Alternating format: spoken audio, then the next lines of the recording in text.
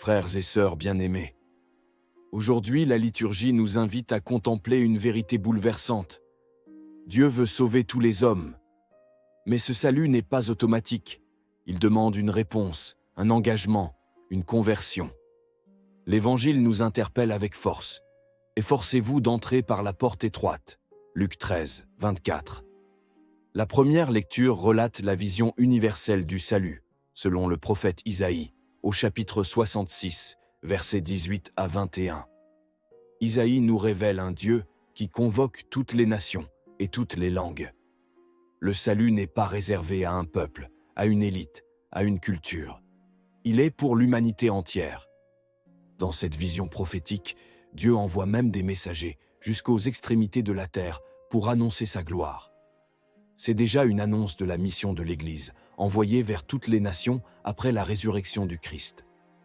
Le Concile Vatican II, dans la Constitution dogmatique sur l'Église, Lumen Gentium 16, affirme que Dieu offre son salut à tous, même à ceux qui ne connaissent pas encore explicitement le Christ, mais qui cherchent sincèrement la vérité.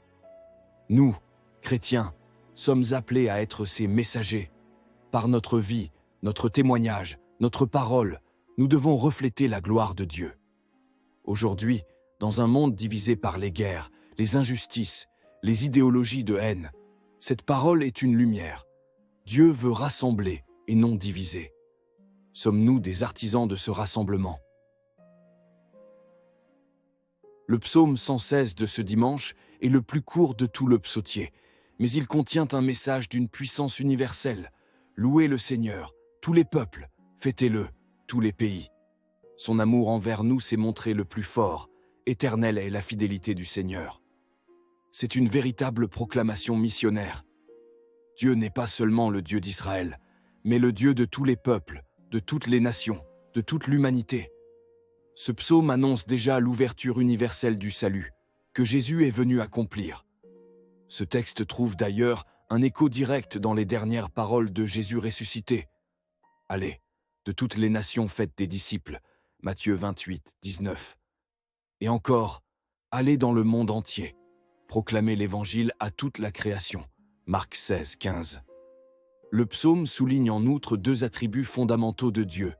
Son amour, un amour indéfectible, solide, qui ne se retire jamais, même face à nos infidélités. Sa fidélité, une fidélité qui ne faillit pas et qui donne assurance, espérance et stabilité à notre foi. Ce psaume nous invite à être des témoins joyeux.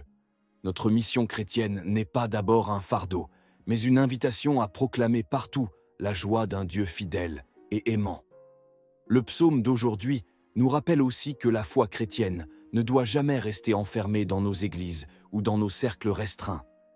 Chaque chrétien est envoyé comme disciple missionnaire, par nos paroles de vérité et de consolation, par nos gestes d'accueil, de solidarité et de justice, par notre capacité à rayonner la joie de l'Évangile.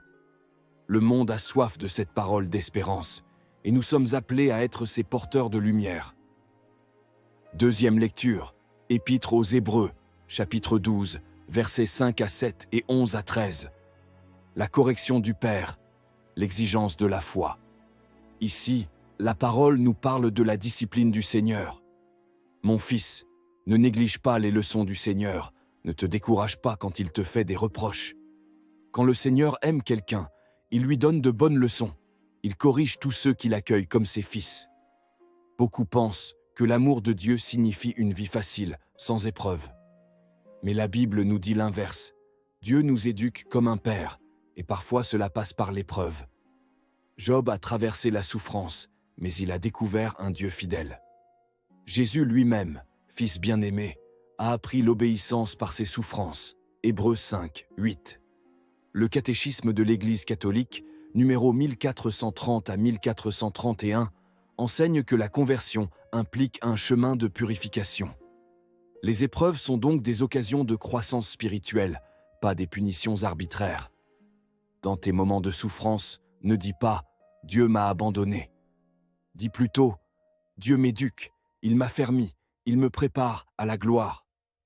Les épreuves deviennent un chemin de croissance et de fécondité, si nous les vivons unis au Christ.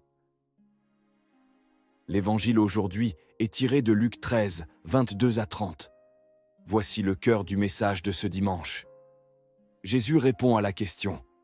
Seigneur, n'y a-t-il que peu de gens qui soient sauvés?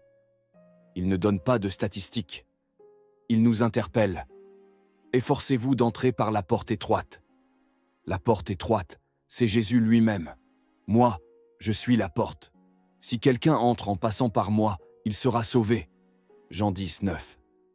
Mais cette porte exige un choix radical. Vivre selon l'Évangile, dans l'humilité, la charité, le service. Le salut n'est pas une simple appartenance extérieure à l'Église. On peut connaître le Christ de loin, mais rester fermé à sa grâce. Jésus avertit. Certains diront, « Nous avons mangé et bu en ta présence », mais il répondra, « Je ne vous connais pas ». Seule une foi vivante, incarnée dans l'amour et les œuvres de miséricorde, ouvre vraiment la porte du royaume. Aujourd'hui, Jésus nous appelle à passer cette porte étroite. Non pas la porte du confort et du compromis, mais celle du don de soi. Non pas la porte de l'orgueil, mais celle de l'humilité. Non pas la porte de l'égoïsme, mais celle de l'amour vrai. Frères et sœurs, aujourd'hui le Seigneur nous dit, le salut est offert à tous, mais il n'est pas automatique. Dieu veut rassembler tous les peuples. Son amour est fidèle, éternel. Comme un père, il nous éduque par l'épreuve. Mais pour entrer dans son royaume, il faut choisir la porte étroite, Jésus, vécu et aimé dans la vérité de l'Évangile. Alors soyons des témoins joyeux, missionnaires, fidèles, courageux. Soyons de ces chrétiens qui n'ont pas peur de marcher à contre-courant pour entrer dans la vie. Si ce message t'a touché, partage-le pour que d'autres découvrent la beauté de l'Évangile. Abonne-toi à la chaîne Vie et Communication dans la foi pour recevoir chaque semaine une parole qui nourrit, qui console et qui motive. Ensemble, soyons des témoins de paix, d'amour et d'espérance.